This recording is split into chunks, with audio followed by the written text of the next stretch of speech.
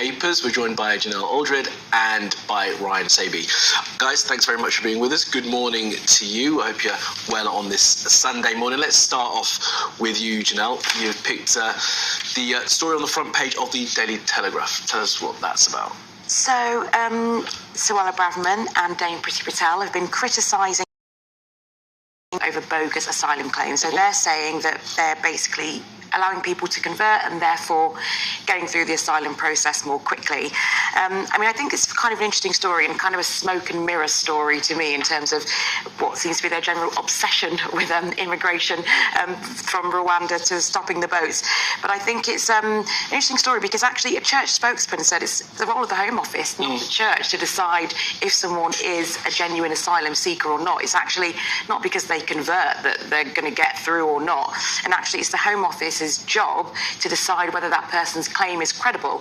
So they're citing things like the case of a Christian convert who detonated a bomb outside Liverpool Women's Hospital in 2021 after having been confirmed.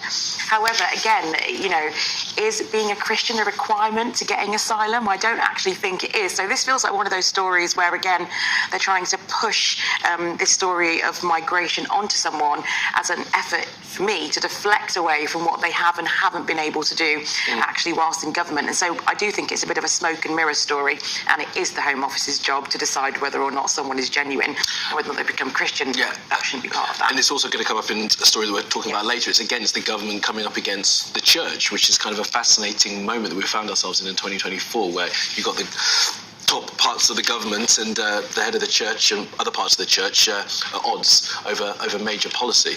Ryan, let's move on to your story. You picked up on the other story on the front of the Telegraph. This is about the armed forces and their readiness or lack thereof being able to fight a high-intensity war. That's right. It's a wake-up call for the armed forces, if ever you saw it. The Defence Select Committee have spent a year on this inquiry. And basically, they say the armed forces has been hollowed out. There just isn't the munitions there isn't the stockpile, there's a lack of manpower. So they say that there could be a situation where we just have 3 years to prepare for a Russian offensive, and we kind of won't be ready. So if we have to help out a NATO partner, it's going to be really, really difficult for us to actually sort of get involved and actually get our munitions out to them and to help out. Well, we're kind of 2 years into a Russian offensive, aren't we? Oh, absolutely. We would have hoped that Western nations have been stockpiling and building up their arms, but I don't think we've been doing it anything like the pace. And you say it's been hollowed out, as I was saying with Amanda earlier.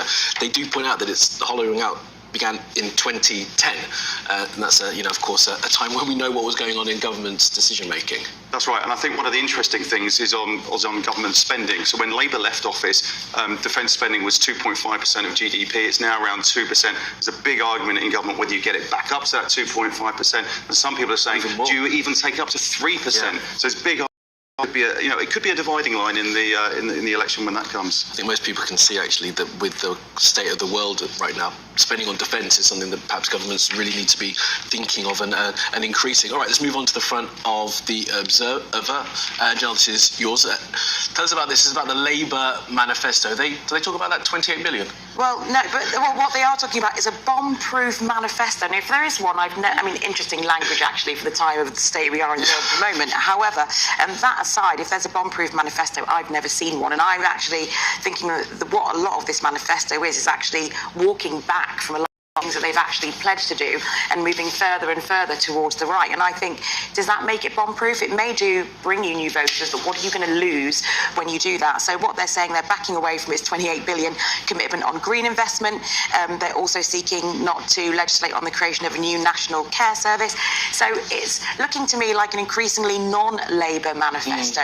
And whether or not the election comes early in spring, I doubt it, probably in the autumn, it will be interesting to see whether or not voters think this manifesto is bomb-proof, because I think they're going to lose a lot of support from their natural supporters. I think it's interesting that they wanted to maybe be taking a risk-free approach. If you look at 2010 with the death tax and with Labour and the Conservatives with all those attack lines, you look at Theresa May and the dementia tax in 2017, she was sailing for a pretty healthy majority. So they came out with that policy in their manifesto, and they only just got in at the end, it seems.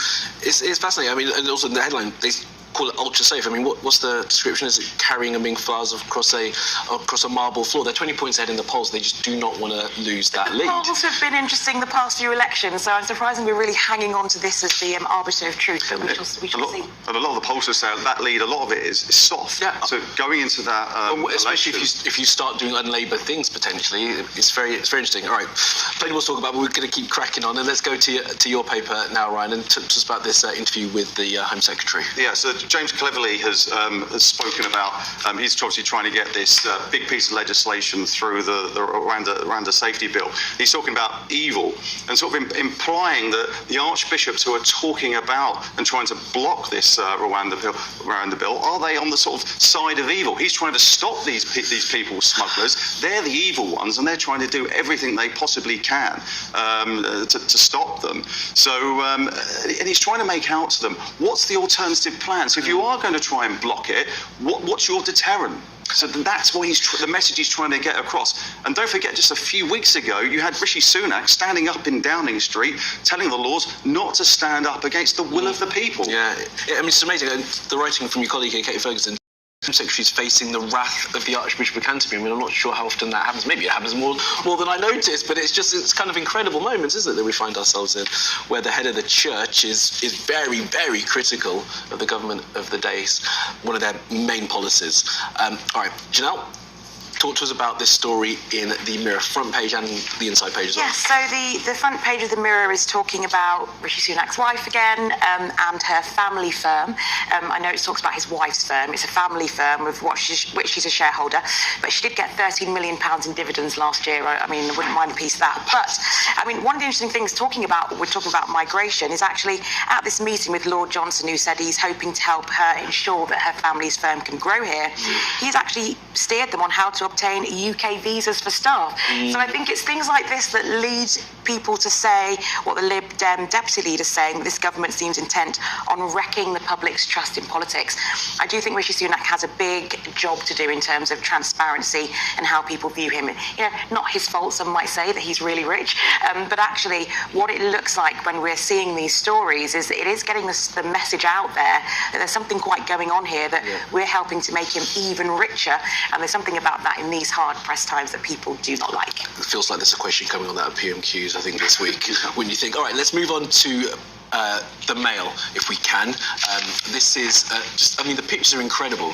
I didn't actually notice this until you put it up, Ryan, before we started. Tell us about this. This seems to be a big sort of argy-bargy on Friday night between the thousands of takeaway drivers up and down the country and the customers. So the customers didn't get the food, but the bigger question is that the takeaway drivers actually sort of standing up for their rights and saying, you know, there are issues over insurance, they're not getting paid enough, and I think they just feel like they need to get a decent pay for a decent day's work. 3,000 delivery drivers across the country. From various companies or just from? Yes, it seems like it's the big Deliveroo, Just Eat, Uber Eats, and they all kind of went on strike for the evening. So there were, I'm sure there's a whole generation of young people who went hungry on Friday night. I'm not that young, but I was one of them. I was thinking about it. I was personally affected by this mutiny, and more power to them. But yeah, Friday couldn't get a delivery. Yeah, exactly. Well, let's see how that one plays out. They've got lots of rights that they are fighting for. All right, Ryan, Janelle, thank you very much